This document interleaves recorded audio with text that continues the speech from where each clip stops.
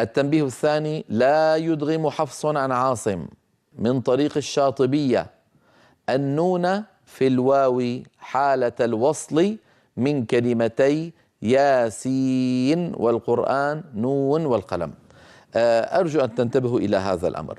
عندنا في مطلع سورة ياسين قوله تعالى بالحروف المقطعة: يا سين، آخرها نون ساكنة.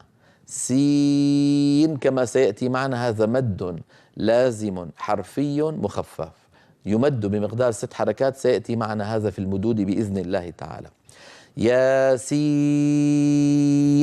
آخر النطق نون ساكنة، والقرآن التي بعدها أول حرف منطوق واو، فهل ندغم هذه النون نون ياسين في الواو أم لا؟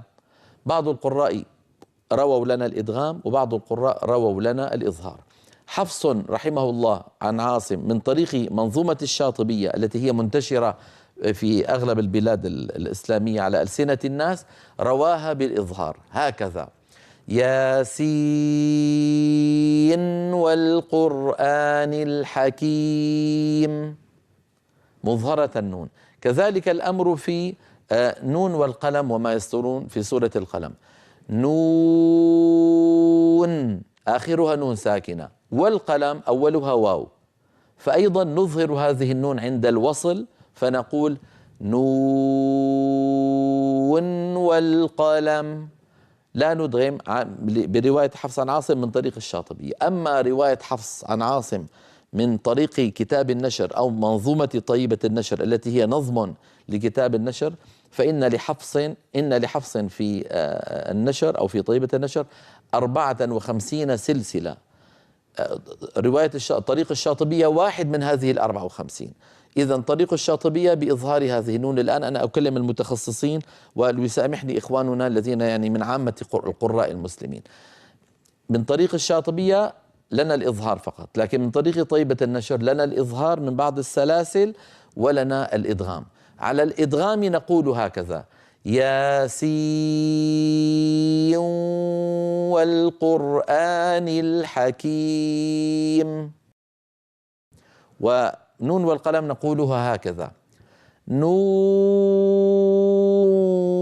بالأول ننطق واو صافية، نو ليس فيها شيء من الغنة أبدا، نو. لما نأتي للإدغام نأتي بالغنة، بحاجة إلى شيء من المهارة، بحاجة إلى تدريب على أيدي أستاذ، يكون النطق هكذا: نون والقلم وما يسطرون. أعود فأقول: هذا الإدغام ليس لحفص عن عاصم من طريق الشاطبية، هو من بعض سلاسل حفص عن عاصم من طريق منظومة طيبة النشر للإمام ابن الجزري رحمه الله تعالى. بالنسبة لنا هذه معلومة أذكرها لكم، معلومة إضافية. أما الذي أريدكم أن تفعلوا إن وصلتم ياسين مع والقرآن أن تظهروا النون، الإظهار أسهل الأحكام: ياسين والقرآن الحكيم، عادي. نون والقلم أيضا بإظهار عادي. هذا الذي قلته نرى على اللوحة. التنبيه الثاني: لا يدغم حفص عن عاصم من طريق الشاطبية النون في الواو حالة الوصل من كلمتي ياسين والقرآن. تظهر النون هكذا، انظروا كيف كتبت في يسار اللوحة: ياسين والقرآن. السطر الأخير: نون والقلم وما يسطرون، أيضا نظهر النون فنقول نون والقلم، مظهرة النون، مظهرة النون.